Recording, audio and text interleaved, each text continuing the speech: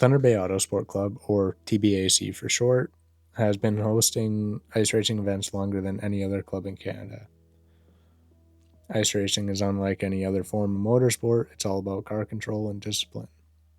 Except in this case, there's very limited traction. Honestly, it's one of the best driver education opportunities out there. The 2025 season holds a special place in my heart for a few reasons. Not only did we get the full scheduled season, but it's also the first time in years I've been able to attend most of a series.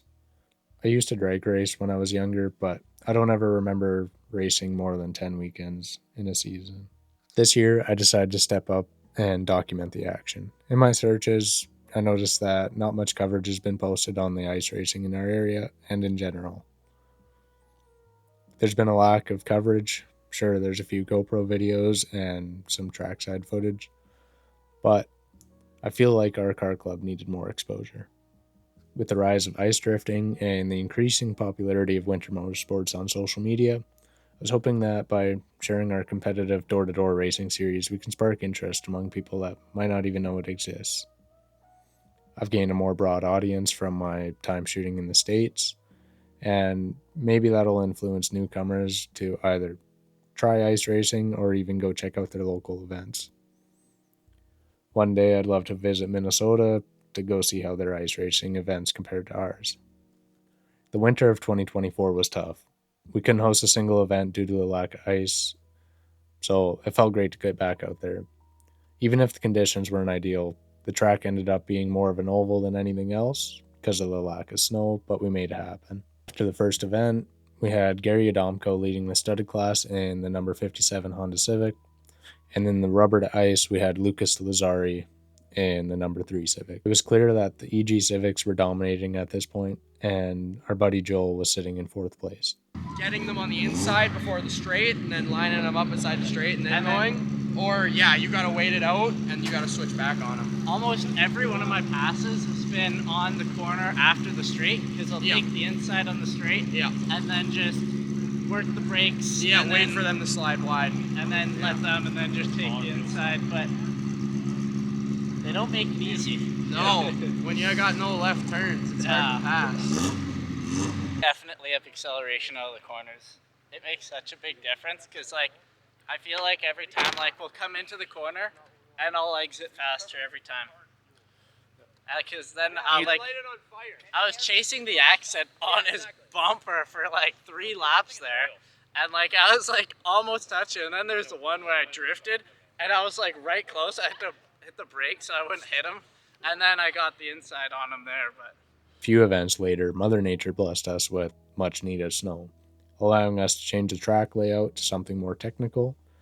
Looking back, I think the oval track gave our rusty drivers a chance to ease back into the sports, whether they realized it or not. I would have loved to try both track layouts, but I'm thankful I got to see time on the more technical track. If you want to see how that went, click the video up here. Before the Don Kettering Memorial Race Weekend, our only 2-day event of the season, the rubber to ice class started to see some changes. We had our Body Beautiful award winner join the rubber to ice field, and after that weekend, Lucas Lazari made the decision to switch to the studded class, giving up his position as the rubber to ice points leader. Studded racing is a completely different beast, and it's all about flat out into the corners. After riding along as passenger, I can tell you there's a huge learning curve. Later on, the Autosports Club ended up having some news coverage, and for a good chunk of the weekends, we had a food truck out there, which is something new for this season, and definitely something that helps bring people out. After all the hard-fought battles, the awards go as follows. The studded series was all sponsored by Fat Guys Auto Parts. In the A class, we had Gary Adamko, number 57 Honda Civic, father and son team driver, Aaron and John Sacek in a Toyota Tercel, and Mackenzie Homewood in a CRX. In studded B class, we ended up having Lucas Lazari take first, followed by Melissa Lamont and Corey Dumoulin.